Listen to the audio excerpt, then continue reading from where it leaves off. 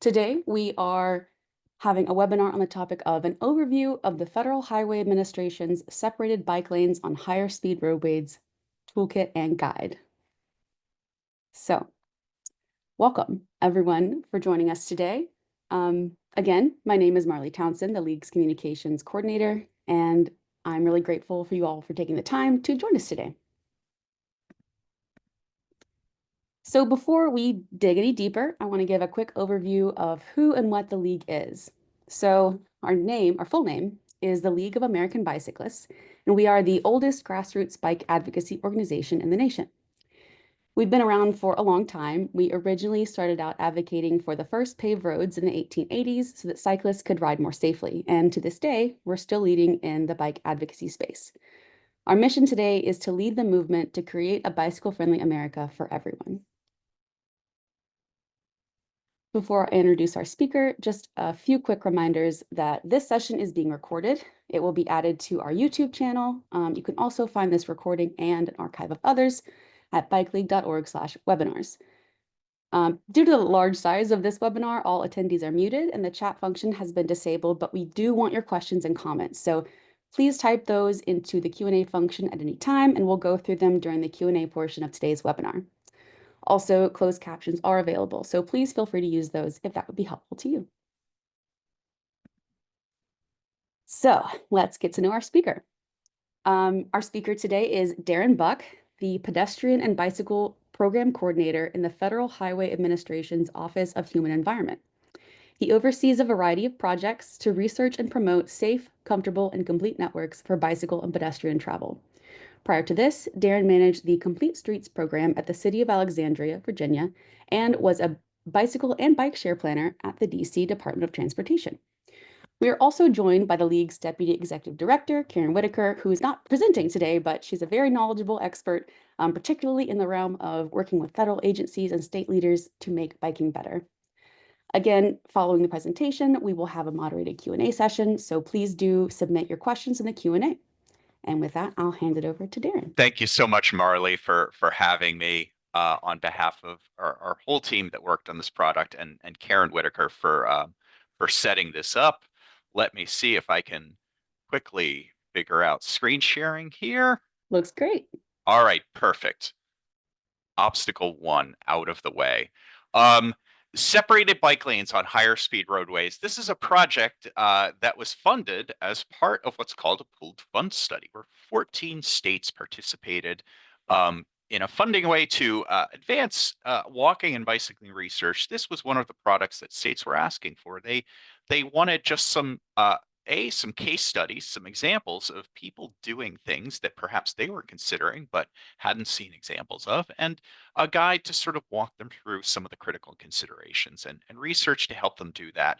And this is one that they wanted to know about, was separated bike lanes. Often we think of them as something that we see in cities. We see them in downtown DC. We see them up here where I'm based in Cambridge, Massachusetts, but we don't see too many of them out in suburban contexts, like say a large arterial that may have a Home Depot near it, where you have any number of people who may be using that arterial on a bicycle to access a day labor center or to get where they need to go across that large barrier of the arterial. There often is not a state of the practice bikeway facility available for them. So into this, we decided to do this guide. I will preface this by saying we don't have all the answers. A lot of the answers are going to come as states, localities, designers begin to implement more facilities, learn from the experience, iterate the designs, and we begin through practice to create more complete networks. I want to send a call out to the contractor team that did all of the great work on this, led by Cadmus, Kittleson and Associates, and the University of North Carolina's Highway Safety Research Center. I hope you'll find that they did a great job. We certainly think so. Let's see, advancing. All right, just a little bit about the agenda.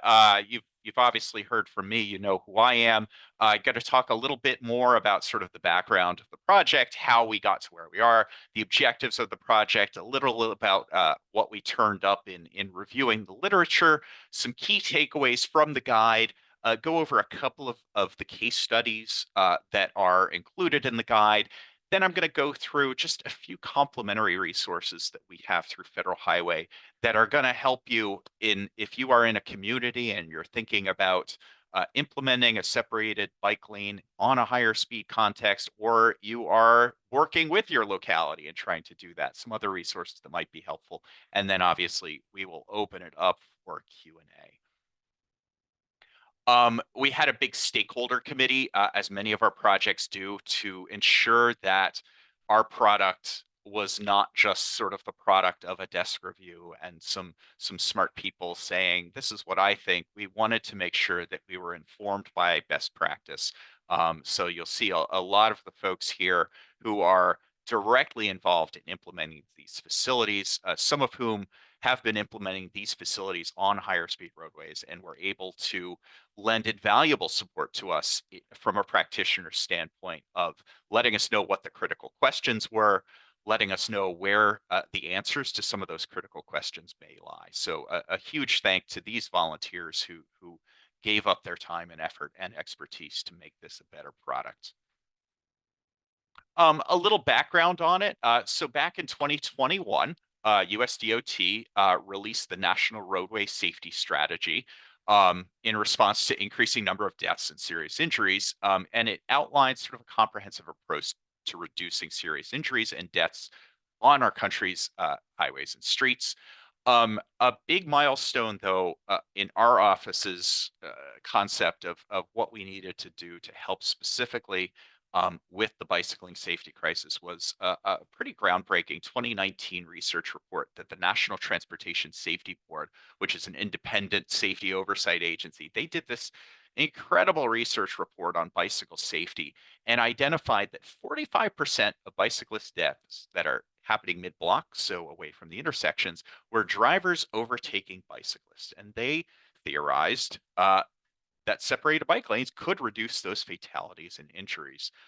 They also did a sample examination of a number of bicycle fatalities and found that those types of crashes, the driver overtaking bicyclists, were disproportionately fatal. So obviously, it lent itself naturally to the question of, in these higher speed contexts, what can a facility owner do to better protect somebody on a bicyclist? Um, then a couple of years ago, Federal Highway included in its proven safety countermeasures bike lanes, and recently amended that to explicitly call out separated bike lanes because of their additional safety impact. We have something called the Bikeway Selection Guide that is kind of like we'll actually cover it a little bit later. It identifies those contexts where separated bike lanes are appropriate. And it's generally if a prevailing speed is over 30 miles per hour and there's more than about 6,000 cars per day. This is if your design goal is to provide a facility for all ages and abilities, a separated bike lane or a trail is probably what you should be thinking about. And finally, just this year, we released, or perhaps it was last year, at this point.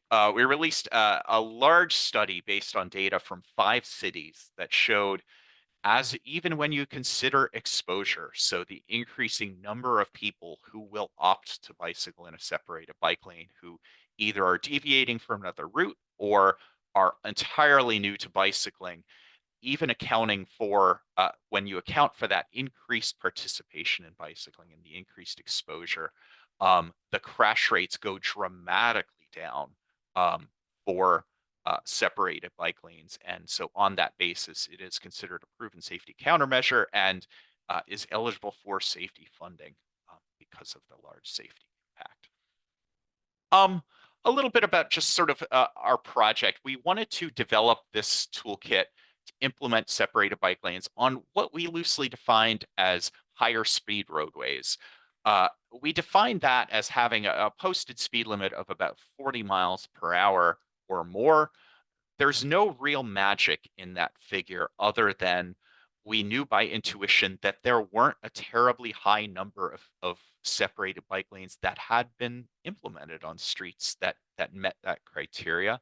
And we also, going back to that bicyclist safety research report from 2019, we intuited that that's a context where one might expect that people are looking to ride and is going to be a disproportionately dangerous context because of what we call we um, we talk about the the kinetic energy transfer of when a car hits something or somebody, moving at a speed of as speed increases, the severity of that crash and the energy transfer increases. So in a 40 miles per hour context, that is a very dangerous crash scenario for somebody who is walking or on a bicycle, and one where it would it sort of follows that offering an increased amount of separation may provide benefits. So we wanted to synthesize whatever existing research was out there, the guidance that was out there, identify some best practices for policy planning and design,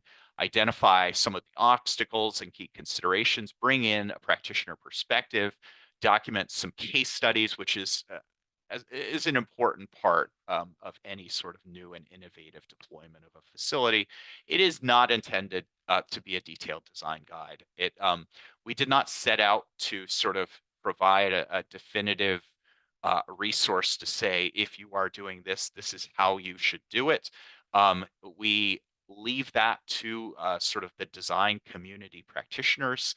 And so you will see in such things as the new NACTO Urban Bikeway Design Guide, the new AASHTO Guide to the Development of Bicycle Facilities. They will offer you a whole lot more detailed design guidance, and hopefully provide you with what you need to consider some of the design choices you need to make that we'll walk you through for these higher speed contexts. How do we define separated bike lanes? I'm going to say separated bike lanes a whole lot. And you're probably thinking, how is that different from what I call a protected bike lane? It's just a different name. We prefer to refer to them as separated bike lanes. Feel free to substitute in your head whatever terminology you may prefer for one, a space that is set aside exclusively for bicyclists, and depending on your local code, perhaps micromobility scooters as well, that does exclude motor vehicle traffic and people walking. It too includes a horizontal buffer, so sort of that lateral space that separates people on bikes or micromobility scooters from motor vehicles. And three, has some sort of vertical element within that buffer space. That's what we call a separated bike lane. If you call it a protected bike lane or a cycle track, that's fine by us. But uh, we have our own vernacular. A little bit about sort of what came out of the research summary that we did as part of this project. We obviously found that higher speeds are a considerable risk factor for crashes and injuries. I'm sorry. Separated bike lanes do improve safety for all modes. We are primarily concerned with people on bikes in producing this guide, but safety is improved for all users on a street. Separated bike lanes do positively influence driver behavior. Everyone, and this line about comfort is a primary way. Many drivers do report being more comfortable interacting with people on bikes on a given roadway, where there is a separated bike lane where people are traveling in. What we did not find, however, was a whole lot of case studies, a whole lot of deployment or specific guidance on separated bike lanes in these higher speed contexts. And DC natives will ding me on this particular picture we're showing, which is K and Water Street in Georgetown is not a higher speed context. But that just goes to the sheer the sheer small number of examples of case studies that are out there for us to study and draw lessons learned from. I wanted to talk again about this crash modification factor study that we did that backs up other research findings around separated bike lanes that do find that converting a traditional bike lane, something with just simply stripes only, to a separated design that just makes use of flex posts, the low-cost flexible delineators.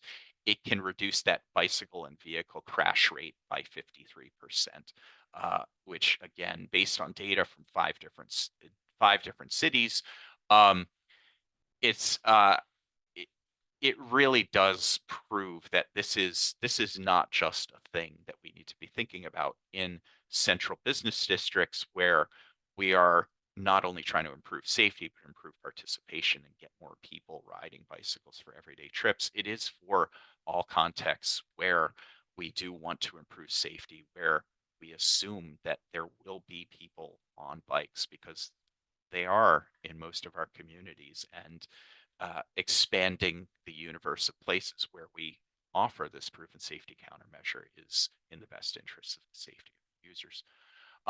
A little bit about existing design guidance. The two on the top have just released their revisions, the AASHTO Guide for the Development of Bicycle Facilities and the Urban Bikeway Design Guide by NACTO. Both of those got new edition releases within the past month.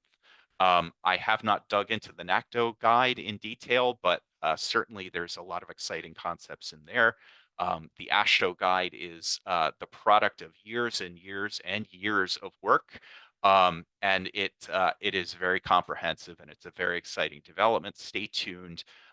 We both through the AASHTO community and through Federal Highway, we're going to be doing some work to produce training resources and get some more information out there about what exactly is contained there. We also have our own separated bike lane and design guide from 2015, the Bikeway selection guide that I mentioned from 2018, a couple of supplementary publications to the Bikeway selection guide that talk about traffic analysis and intersection considerations. It's a good discussion guide to thinking about how you make intersections operate for all users with the introduction of a Bikeway, and a guide that specifically addresses the always thorny vehicle parking trade-offs that may be necessary. ITE has a reference, or I'm sorry, NACTO has a reference on designing for all ages and abilities that is very similar to Federal Highway's Bikeway selection guide. ITE's design guidelines on pedestrian and bicycles at interchanges. Our small town and rural multimodal network guide is very popular in that it applies walking and bicycling network principles to a rural and small town context. And of course, a number of states and localities have produced planning and design guides that are incredibly cutting edge over the past few years. So there is no shortage of great design guidance out there for bikeways. A couple of the sort of the big challenges that we took out of peer exchange that we did with a number of localities, states, regions who are engaged on this question of exactly what sorts of bike facilities and what are the obstacles, what are the challenges, what are the things we need to be able to introduce separated bike lane designs onto these higher speed roadways.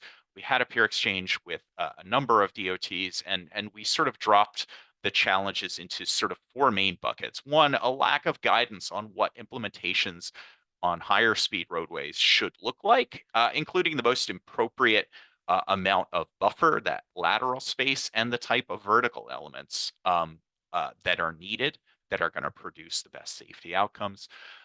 Two, concerns about the maintenance of bike facilities. Obviously, maintenance of something that has a narrow space, it requires a rethink of how maintenance may occur. Considerations for driveways and intersections on higher speed roadways. Every driveway and intersection is a potential conflict point, and so thinking about whether and how to manage perhaps access along the corridor. And finally, there are just not many installations in that context compared to urban context.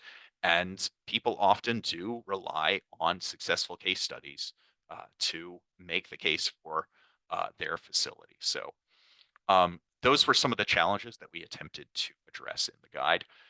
A little bit about the structure. We design it, we sort of divide it into the three main sections of planning, designing, and maintaining. So planning, talking about what can we do to enable deployment, design, selecting forms of separation, determining some of the characteristics about the bikeway, dealing with those access management concerns, and finally, maintenance. We have to consider things like stormwater, snow clearing, and other maintenance tasks.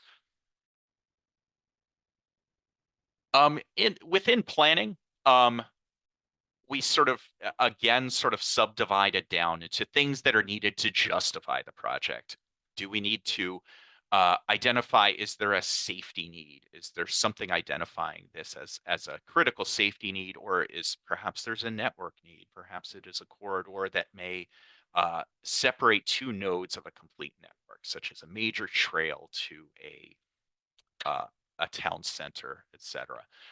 Two, can the planning can a facility on this on a given corridor leverage any planned projects to take advantage of work already planned to help ease installation? And finally, identify, support, and engage the community. So that's basically talking to stakeholders to ensure that there is a true community need for it. Two, analyzing funding options, as always, federal, local, private sector. We just released an update to our pedestrian and bicycle funding opportunities chart that lays out in extremely gory detail all of the different federal funding sources you can use for a variety of different walking and bicycling type projects. I think that the takeaway from that is federal funding can be very broadly used for a variety of walking and bicycling projects. It's simply a matter of how that funding may be made available to your community and state, and the choices they make in how they deliver the federal aid highway program. And finally, enacting supportive policies, things like Vision Zero, adopting a safe system approach, adopting design guidelines um, uh, that are calling for these types of facilities and the types of contexts where they might belong and what those facilities might look like. To that, I would actually add another supportive policy is a network plan for bicycling in your community that describes in a rational way how a network that connects all parts of the community is going to better serve that community and what those facilities are needed and where they are needed to make those connections. A little bit about the Bikeway selection guide, which I've mentioned a number of times.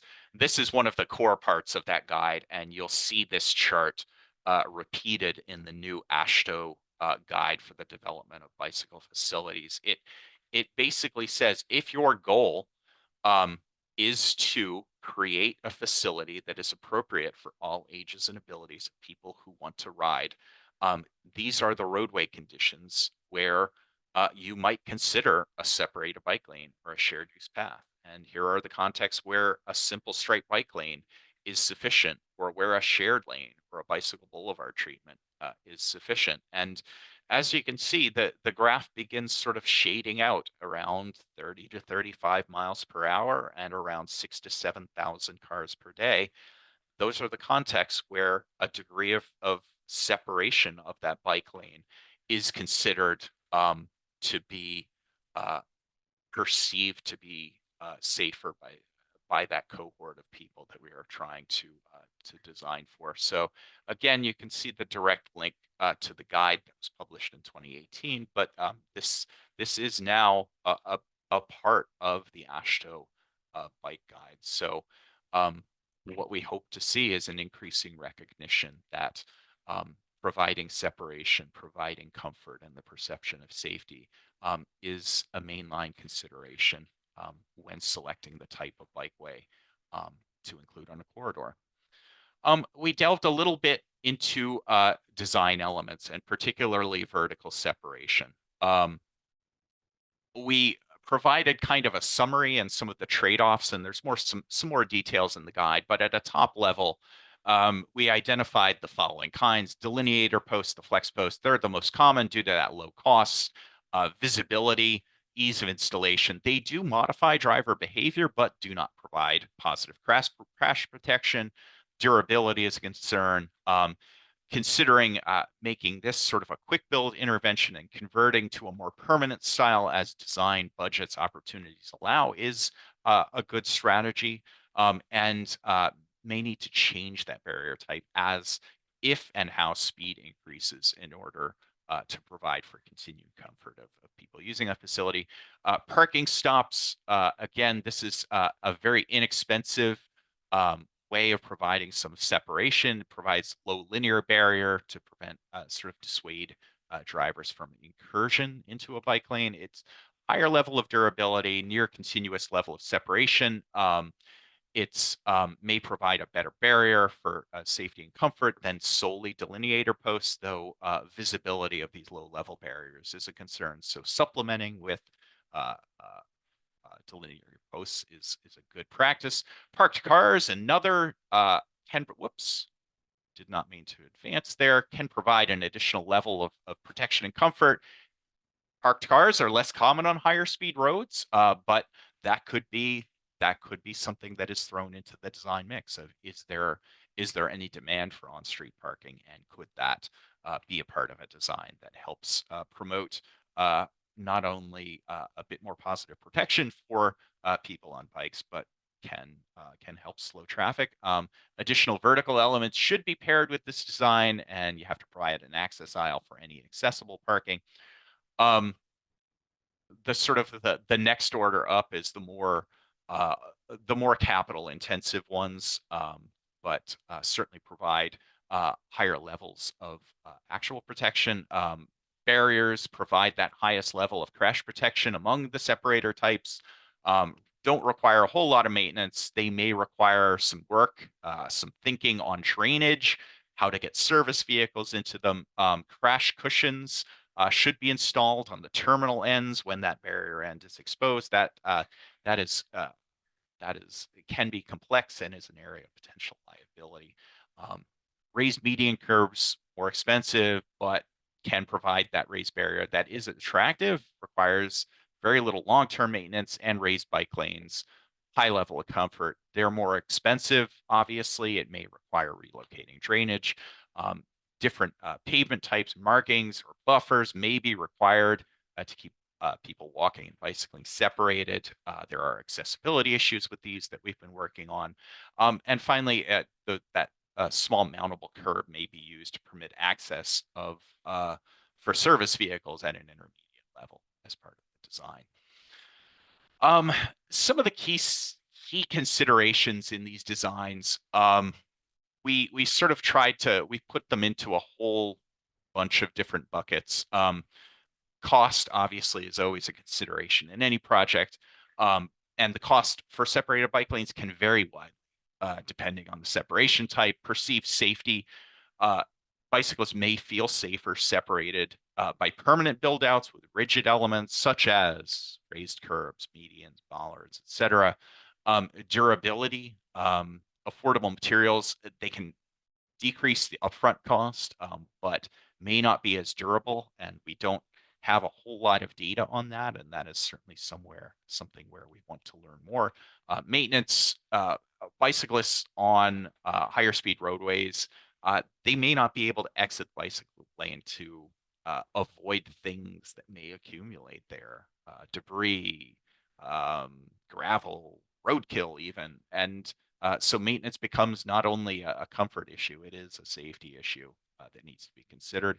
Stormwater, consider impacts to the stormwater when selecting the design, the separation type, especially on a high-speed road where ponding can create a safety risk to drivers in adjacent lanes. Runoff road crashes are always a concern on higher speed roadways, and something that DOTs do have to consider. So rigid point objects, things like concrete bollards, they can be perceived as safer by bicyclists, but they can increase the severity of fixed object crashes on higher speed roads. So finding a balance between um, protection and perceived safety for bicyclists, and mitigating the risk of that runoff crash and increasing the severity of those is a very delicate dance for designers to do. Aesthetics, most separation types are sort of appropriate for higher speed roads because many times they're sort of neutral in aesthetic, but if there is a context where aesthetics is a concern, that may be a consideration. Construction needs and impacts, resurfacing is always a great opportunity to efficiently install any kind of bicycle facility. Construction effort is going to vary by how what your design looks like. Finding the width required, that greater horizontal separation in conjunction with vertical elements, it's going to provide the greatest comfort for bicyclists on higher speed roads. And finally, identifying strategies to lower the design speed of the roadway, just by virtue of the introduction of a separated bike lane that may change the prevailing speed of the roadway, but vehicle speeds can be reduced by narrowing those travel lanes, adding wider bicycle facilities, adding things like on-street parking to the inside of the bike facility, reducing the number of travel lanes, and any number of other sort of complete streets design touches can make it a more amenable bicycling street beyond the addition of just separated bike lanes by lowering prevailing travel speeds. A little bit about designing at intersections. Improving access management to minimize bicycle vehicle conflicts is tremendously important in these contexts. If you think about many of the arterials in sort of suburban contexts, they may be defined by a number of driveways that may intersect the roadway between signalized intersections, and managing those conflicts is very complicated, and it's very important for safety. So paying careful attention to access management, crossings, considering the one-way versus two-way is very much connected to that. Any intersection is a little bit more complicated to deal with a two-way bicycle facility rather than a one-way. And in a higher speed roadway that may include driveways that drivers are turning in and out of without signalization, uh, um, without slowing, that two-way facility may introduce some dynamics. So considering carefully that one-way versus two-way decisions. Visibility at crossings, those crossings should be as short as and infrequent as possible, with vertical protection extended for as long as possible. This issue of mixed zones, we generally don't recommend them in these higher speed roads due to fast moving vehicles entering the mixing zone and at the same point where protection is obviously ending for bicyclists. If necessary, we do recommend sort of an extended deacceleration lane for vehicles ahead of the mixing zone, ahead of that mixing point with the bicycle lane, so that the speeds are a little bit closer as they enter that conflict point. Though we do say separate traffic signals, and considering separating those two movements in time should be considered for vehicles and bicycles, as well as restricting or controlling left turns with protective phasing to the extent that that's possible. Here's just a picture of that mix zone that I mentioned. Not something that the guide recommends implementing, but where it is necessary to provide some sort of exclusive like right turn lane, minimizing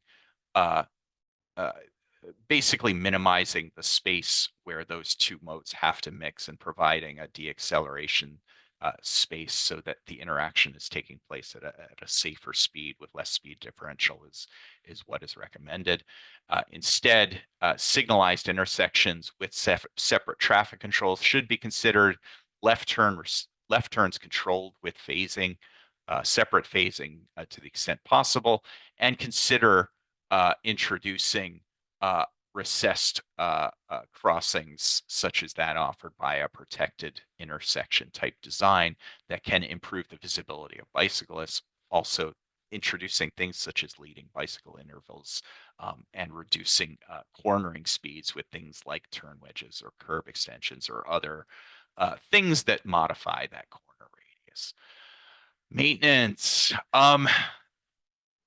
Obviously, a lot of maintenance considerations. Basically, the key considerations include planning and budgeting for how a separated bike lane is going to be maintained, considering the width of the facility and evaluating maybe what the sweeping and plowing capabilities of the agency are now and what they could be with the project, establishing partnerships with stakeholders to develop clear maintenance plans, and coordinating with public agencies on asset management, um, regular maintenance needs and construction closures, and considering stormwater management needs in that design process. There's a lot more details in the guide, but I am running long, so I'm going to blitz through some of these. I think here are some of the big key takeaways that the guide tries to address and provide examples and provide some considerations for.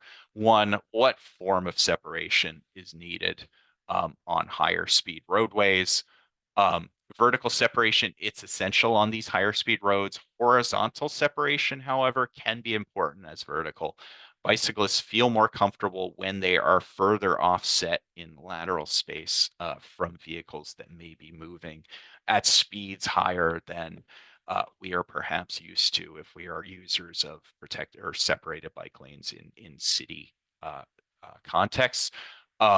Separation types, they can be used in combination to realize the full benefit of several treatments at a lower overall cost.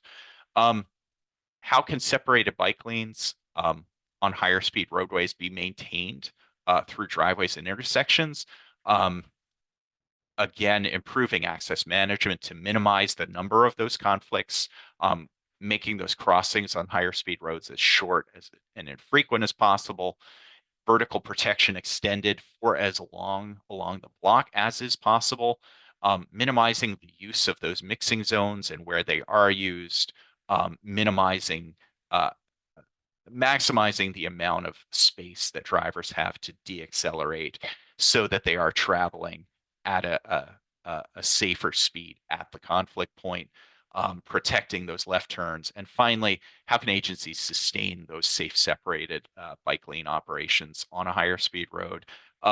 Planning and budgeting for how it's going to be maintained, considering in the design, considering maintenance in the design, considering the width, the available equipment that the agency may have for those maintenance, establishing partnerships with other stakeholders. Perhaps that is a local agency in the context of a state developing, to develop a clear maintenance plan with responsibilities, and coordinating with other public agencies on things like asset management and programming regular maintenance.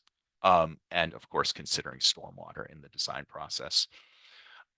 Just a couple of the case studies that we identified and profiled in the guide. I forget exactly how many case studies we included, but two of the notable ones, this one from Austin, Texas, provided 4 miles of separated bike lanes that are curved separated on Slaughter Lane, which is a major arterial road located in suburban South Austin, Texas. It provides access to residents, businesses, as well as commuters traveling through the area.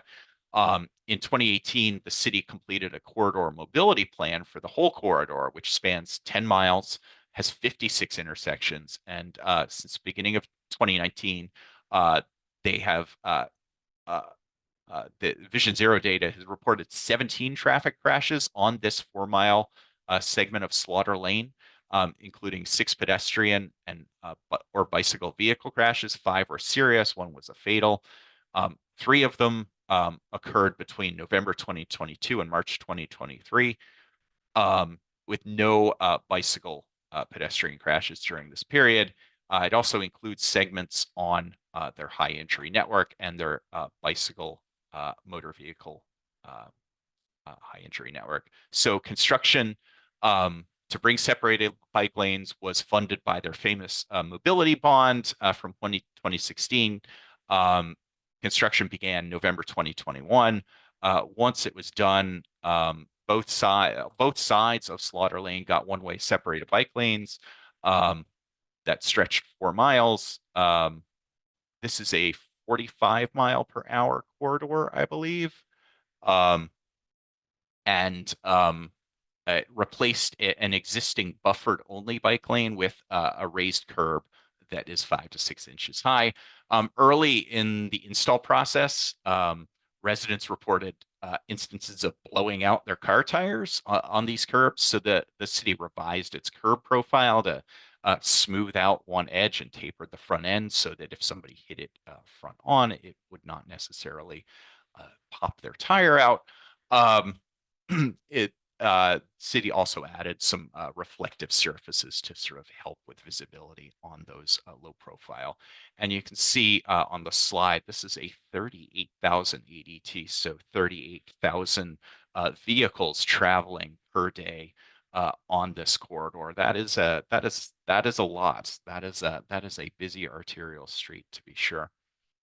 Um, Another example we have is from Pomona, California, notable in that this is a two-way facility. It's the first protected bike facility in Pomona. It goes a mile and a half and to connect West Pomona neighborhoods and many educational facilities, including Cal Poly Pomona. The addition was part of a larger resurfacing effort to add nearly 10 miles of bike lanes to four other streets in Pomona, um, funded by a grant from Metro and a variety of sales and gas taxes. The majority of it is mostly this continuous raised curve.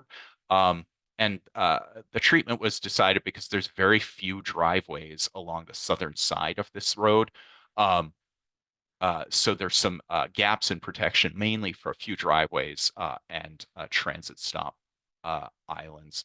Um, and a few other, I wanted to sort of step into a few resources that may be sort of good complements to this concept as you're thinking about introducing separated bike lanes in different contexts.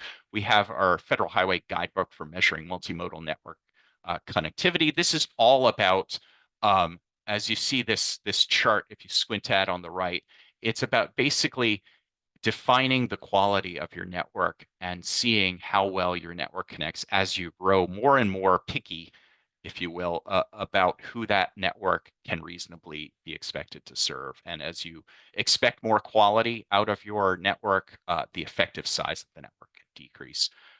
This is our old separated bike lane and design guide. Basically outlines sort of a four-step process that is very similar to what you'll see in the higher speed roadway guide. Trails, we don't want to forget trails. Even though we're talking about on-street facilities, trails are a low stress and safe bikeway type that may be appropriate for your corridor in lieu of an on-street facility. So we do have a couple of more recent guides on rails with trails, sort of traveling on an independent right of way, and advancing trails to support multimodal networks. Um, I wanted to plug an NHI course. Our National Highway Institute is a training outlet that we offer a number of courses for. We have an online course that was launched back in March 2020. That is, as far as I know, it's still available for free. And I'd urge you to go and take a look at it. It draws a lot of material from the new AASHTO Guide to the Development of Bicycle Facilities. Um, and so that has been out there for a while. So if you're interested in sort of knowing the basics at a top level of what is within the new AASHTO Bike Guide and get some detailed info that may help inform some of the decisions about how you might implement on a higher speed roadway, this may offer some resources to help you out. And again, it was $50. It may be free. It's 8 or 9 modules, each about a mile, each about an hour, and you can sort of pick it up and go as you please. We can't, however, I just wanted to give a plug for the department's Complete Streets approach and the Complete Streets design model. We're talking about one mode here, separated bike lanes, and talking about how to implement on a context where there may be things users beyond simply bicyclists may have needs on a road. And so it's valuable to sort of think about that complete streets design approach and take an approach that considers all users. In implementing a complete streets policy, planners and designers should be prioritizing safety, comfort, and connectivity for all users of the roadway. in general, taking such a design approach, you're going to carefully consider measures to set and design for appropriate speed, separate users in time and space, improve connectivity and access for all users, and implement safety countermeasures. Obviously, implementing separated bike lanes is going to conform to that framework in a lot of ways, but it is also valuable, and it's also necessary to sort of think about all users when we're thinking about any sort of safety or connectivity revamp of an arterial speed. In terms of speed, it's an important factor in the safety of the road, especially when there are different types of users interacting. Safe speeds are central to what we refer to as the safe system approach, which recognizes humans are unlikely to survive high-speed crashes, and that reducing speeds can accommodate human injury tolerances in three ways. It can reduce those impact forces, it can provide additional time for drivers to stop, and it can improve visibility.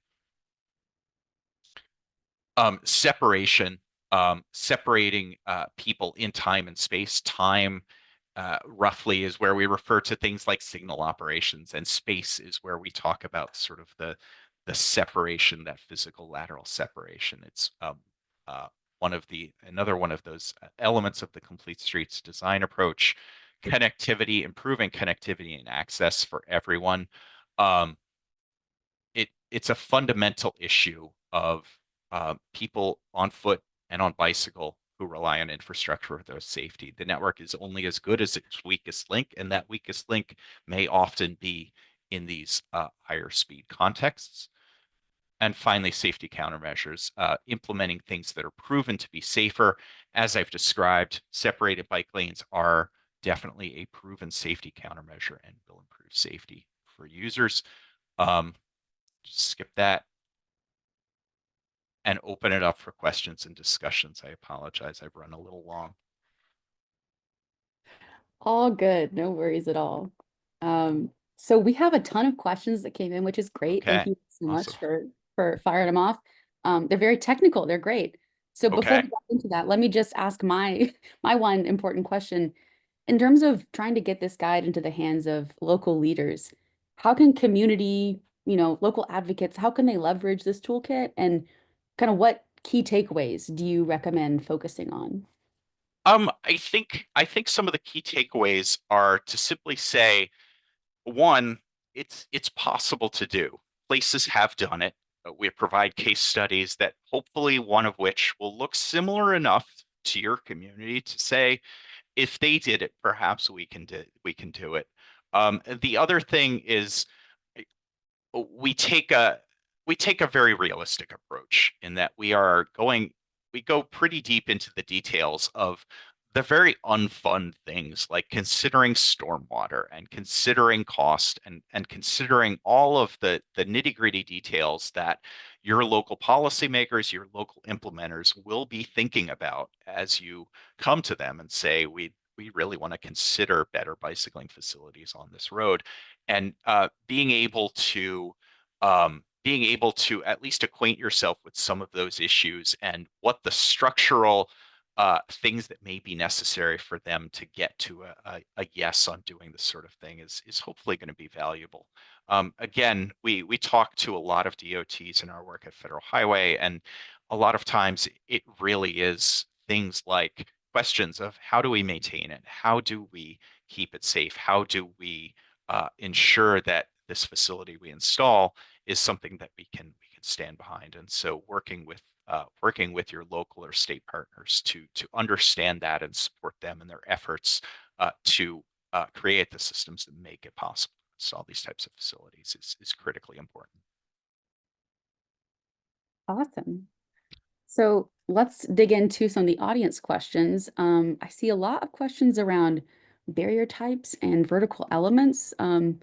So let me ask the first one that pops up Sure. here. Do you have any insight on parking protected bike lanes versus flex posts? There was an incident in Seattle where they were blocking visibility for drivers turning. So they're just curious about these two types. Uh, you know, the different types of barriers are, it's sort of an unanswered question in this guide, and is something we actually just kicked off a research project that we are going to be looking into barrier media. We are not going to do a whole lot of heavy duty testing of saying, here's, you know, here's what a parking stop does versus a delineator post versus a Jersey wall. But we are going to be delving into sort of considerations and doing a little bit of experimentation with the impacts on driver behavior of the presence of a barrier versus not. It's definitely, I think, a needed research tool. There are a lot of places doing a lot of different things. I can't comment on a Seattle crash or the circumstances, but Seattle is one example of a place they're deploying a new barrier type that uh, they think shows considerable promise. And a lot of places are doing a lot of different things, and a lot of it varies by region.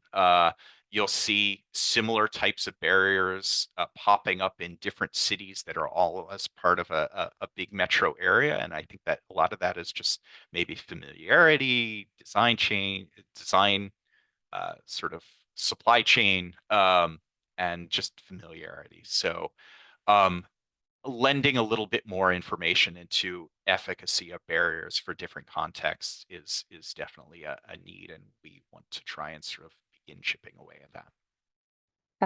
That's great. That's very helpful. And one of the questions that we got was that a lot of the examples that we're showing on are on urban streets. So Mhm. is there anything in the guide that kind of touches on, rural insights? You Um, know, yeah, um we didn't delve too far into strictly rural. Now, in transportation world, when we sort of refer to almost like only two categories of land use. We talk about rural, which is rural and perhaps the small towns that lie within sort of pure farmland, and just about everything else is what we would consider urbanized. So anywhere where there's you might expect to see sort of people. There is retail, housing in no matter what the density we would consider urbanized. This guide, while most of the examples are sort of from what we consider sort of more highly urbanized areas, Austin, Pomona, um, all of the considerations are sort of take a more general approach in looking at urbanized areas. So think not only cities, but suburbs, exurban contexts. But the Bikeway selection guide, which I mentioned, sort of it sort of provides a different set of considerations for a rural context. So a lot of times in a rural place, or separated bike lanes may not be something that is necessarily warranted or possible in a purely rural context, and there um, uh, users may need to rely on, and agencies may be specifying shoulders for both bicycling and pedestrian travel. So, Great, thank you. yeah. So there's a couple questions around kind of how to deal with pushback in different communities.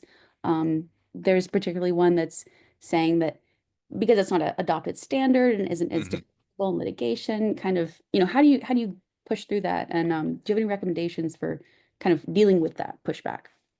I, you know, dealing with pushback it's always going to be specific to a community and sort of the source and the reason for the pushback. I do think in general, what we have is a really growing merit case for the use of separated bike lanes. I mentioned that crash modification factor. That is I would urge you to even take a look at the abstract of that to see the rigor of the study that went into basically proving that this is going to installing a separated bike lane makes people safer.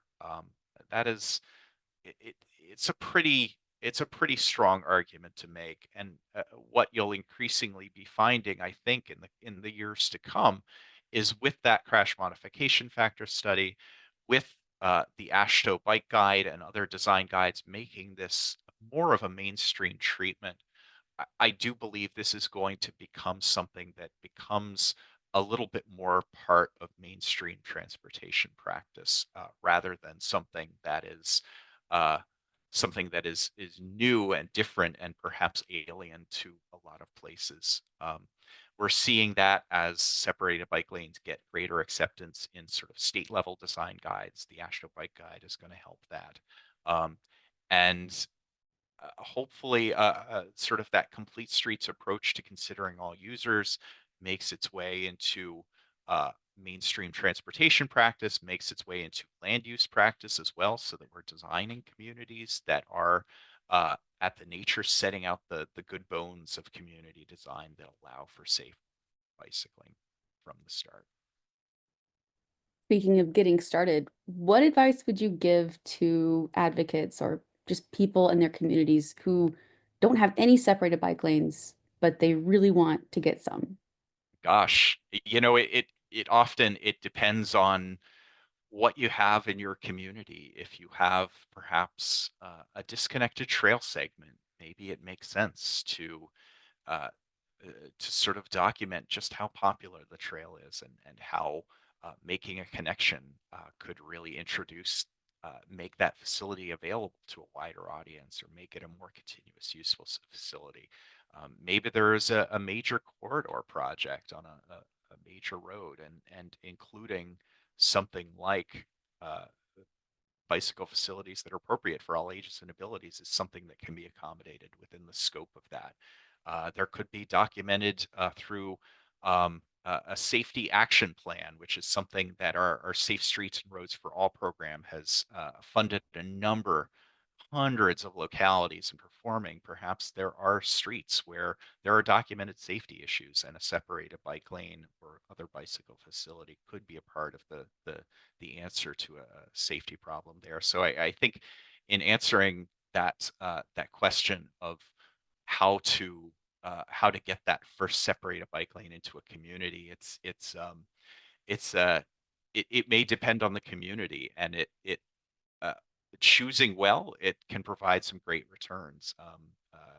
You guys are based in DC. You know that the 15th Street Bikeway was almost revolutionary for the District of Columbia and introduced thousands of people a day into bicycling and led the way and sort of opened the door for dozens of miles of protected bike lanes that followed.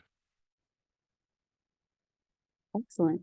And my final question, since we are almost to the end of our hour here, where can people access the toolkit and guide and the additional resources that you shared? Gosh, I have a ton of links open on a browser window. I can share those with you, Marley, and you can send that out. We have links to the guide itself, some other supplementary design guides.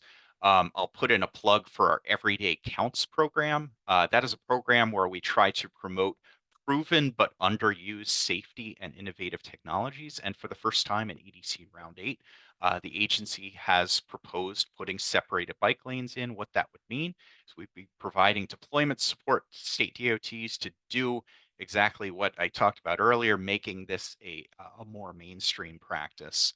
And so if there are towns, cities, states, organizations that want to weigh in on that, they are accepting suggestions for EDC measures and weighing in on the ones that are suggested by February 4th. And happy to provide a link to that as well. Yes, I will be sending out a follow-up email to all of you people here and everyone else who didn't show up, but they registered. You'll get the recording as well as all the slides, which should have all the links that you need. So before we sign off today, I just want to make a quick plug for the National Bike Summit. If you enjoy learning about topics like this, you will certainly find a community of peers and a ton of exciting workshops, sessions, and speakers like Jennifer Homendy and Wes Marshall at the upcoming 2025 National Bike Summit. Early bird pricing ends in just a couple days, so if you want the best price, you should register by this Friday at bikeleague.org/summit. And I'll just jump on to make one quick plug. We will also have a double session on the NACTO guide and the AASHTO bike guide. Nice. So if you really like this technical stuff, we'll have even more time Ooh. to get into the specifics. I'll be there. And you'll get to talk to Darren in person. Amazing. Well, thank you so much for joining us, for taking the time to listen in. And thank you, Darren, for sharing your expertise. It was very much appreciated. Thank So, you. Appreciate the opportunity. awesome. So, and again, you can find this recording and more webinars on bikeleague.org/webinars. Thank you all and have a wonderful day.